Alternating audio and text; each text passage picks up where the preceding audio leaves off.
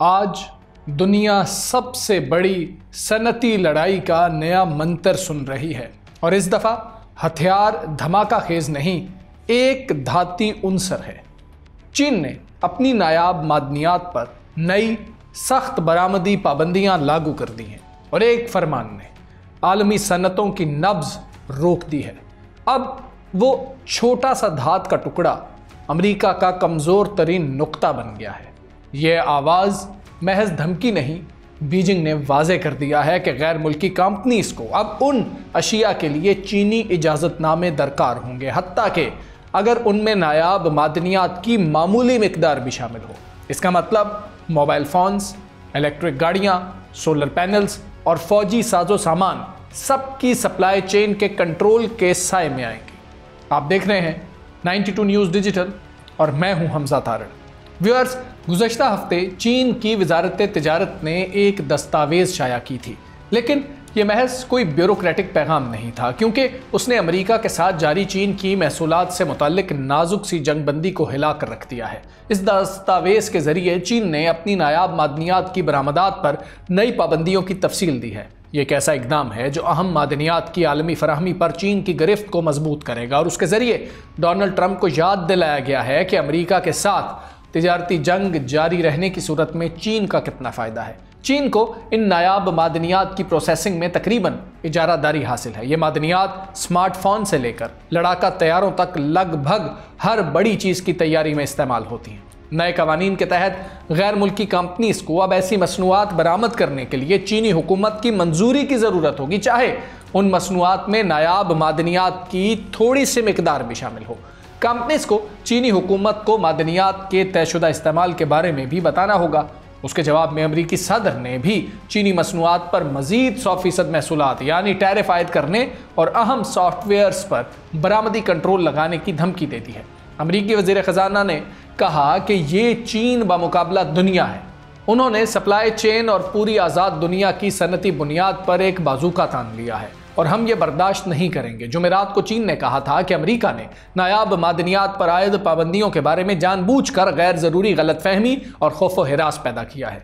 चीनी वजारत तिजारत के तर्जुमान ने मजीद कहा कि बशर्ते के बरामदी लाइसेंस की दरखास्तें शहरी इस्तेमाल के लिए तैयार हों, उन्हें मंजूर किया जाए। इस हफ्ते दुनिया की दो सबसे बड़ी मईशतों ने एक दूसरे के जहाज़ों पर नई बंदरगाह फीस भी आयद कर दी है। मई में आला अमरीकी और चीनी ओहदेदारों की सालिसी के बाद तिजारती जंग में आने वाला सुकून अब ख़त्म होता हुआ नजर आ रहा है। रवां माह के अवाखिर में ट्रंप और चीन के सदर शी जिनपिंग के दरमियान मुलाकात भी मुतवक्के है और माहिरीन कहते हैं कि नायाब मादनियात पर आयद पाबंदियों के बायस चीन को इस मुलाकात में बरतरी हासिल होगी। ऑस्ट्रेलिया की एडिथ कोवन यूनिवर्सिटी से ताल्लुक़ रखने वाले बैनुल-अक़वामी बिजनेस लेक्चरर ने कहा कि चीन की नई पाबंदियों से निज़ाम को झटका लगेगा, क्योंकि वो अमरीकी सप्लाई चेन में कमज़ोरियों का निशाना बना रही हैं। उन्होंने मज़ीद कहा कि ऐसे वक्त में इस तरह के ऐलान ने वाकई मुज़ाकरात की इस टाइमलाइन को मुतासिर किया है जैसी अमरीकी चाहते थे। नायाब ज़मीनी मादनियात टेक्नोलॉजी की एक पूरी रेंज जैसे सोलर पैनल, इलेक्ट्रिक गाड़ियाँ और फौजी आलात की पैदावार के लिए ज़रूरी हैं। मिसाल के तौर पर एक F-35 लड़ाका तैयारे को उसके स्टेल्थ कोटिंग्स, मोटर्स, रडार और दीगर पुर्जों के लिए 400 किलोग्राम से ज़्यादा नायाब मादनियात की ज़रूरत होती है। Advisory firm Newland Global Group से वाबस्ता नताशा झाबास्कर ने कहा कि चीन की नायाब मादनियात की बरामदात भी दुनिया की बरकी गाड़ियों की मोटरों में मकनातीस के लिए इस्तेमाल होने वाली धातों की फराहमी का तकरीबन 70% है। यूनिवर्सिटी ऑफ टेक्नोलॉजी सिडनी से ताल्लुक़ रखने वाली अहम मादनियात की मुहक्किक मरीना यांग ने कहा कि बीजिंग ने आलमी नायाब मादनियात की प्रोसेसिंग की सलाहियत पर अपना गलबा हासिल करने के लिए सख्त मेहनत की है। मजीद कहा कि मुल्क ने इस शोबे में एक वसी टैलेंट पूल को परवान चढ़ाया है, जबकि उसका तहकीक और तरक्की का नेटवर्क अपने हरीफों से बरसों आगे है। अगरचे अमरीका और दीगर ममालिक नायाब मादनियात की फराहमी के लिए चीन के मुतबादिल तैयार करने के लिए बहुत ज़्यादा सरमायाकारी कर रहे हैं, लेकिन वो अभी भी इस मकसद को हासिल करने से दूर हैं। नायाब मादनियात के अपने बड़े ज़खायर के साथ ऑस्ट्रेलिया को चीन के लिए एक मुमकिन चैलेंज समझा जा रहा है। मरीना यांग कहती हैं कि इसका पैदावारी बुनियादी ढांचा अब भी गैर तरक्की याफ्ता है, जिसकी वजह से प्रोसेसिंग निस्बतन महंगी है। यहाँ तक कि अगर अमेरिका और उसके तमाम इत्तेहादी नायाब मादनियात की प्रोसेसिंग को एक कौमी मंसूबा बनाते हैं तो भी चीन तक पहुँचने में कम अज़ कम 5 साल लग जाएंगे।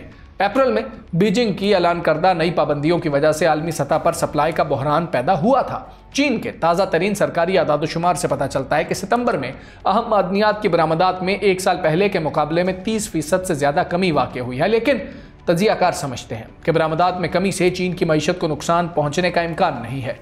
न्यूयॉर्क यूनिवर्सिटी से ताल्लुक़ रखने वाली प्रोफेसर सोफिया ने कहा कि नायाब मादनियात चीन की सालाना 18.7 खरब डॉलर की मईशत का एक बहुत ही छोटा हिस्सा है।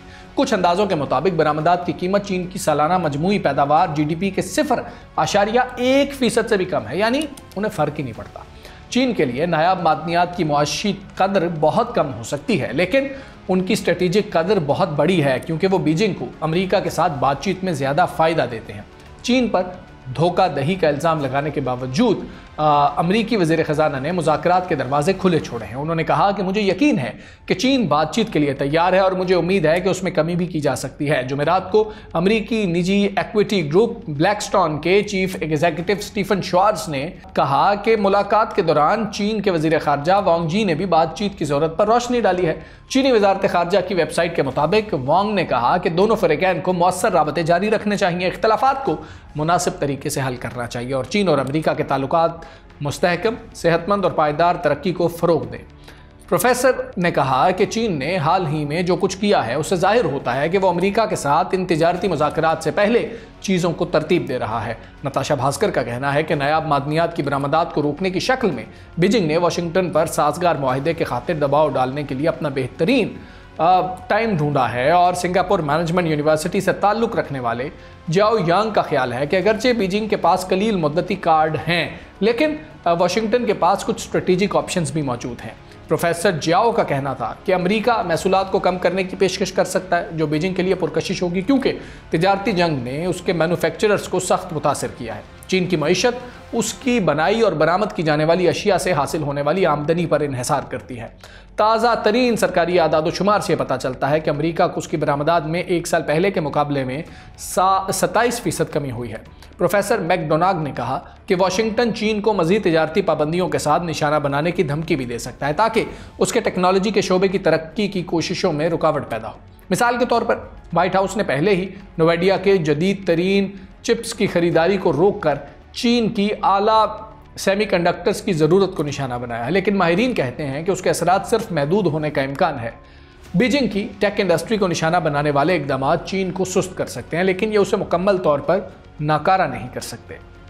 चीन ने अपनी हालिया मुआशी हिकमत अमली से जाहिर किया है कि वो अपने तवील मुद्दती अहदाफ के हुसूल के लिए कुछ तकलीफ बर्दाश्त करने को भी तैयार है। चीन मामलात को ऐसे ही जारी रख सकता है, चाहे अमरीकी बरामदी कंट्रोल के तहत उसकी बहुत ज़्यादा लागत आती रहे, लेकिन अगर चीन इन नायाब मादनियात की फराहमी को मुनक़ता कर देता है, ये सच में हर एक सनत को रोक सकता है। उससे बहुत ज़्यादा फ़र्क पड़ेगा। व्यूअर्स, दुनिया आज समझ रही है कि ताकत सिर्फ बंदूक या मीज़ाइल में नहीं, बल्कि ज़मीन की गहराइयों में छुपे उन धाती ज़र्रात में है जिन पर चीन का कब्जा है। अगर बीजिंग ने नायाब मादनियात के नलके बंद कर दिए तो फैक्ट्रियाँ रुक जाएंगी, फौजी मशीनें खामोश हो जाएंगी और अमरीकी बरतरी तारीख बन सकती है। ये सिर्फ एक तिजारती कदम नहीं, आने वाली टेक्नोलॉजी वॉर का पहला फेज़ है।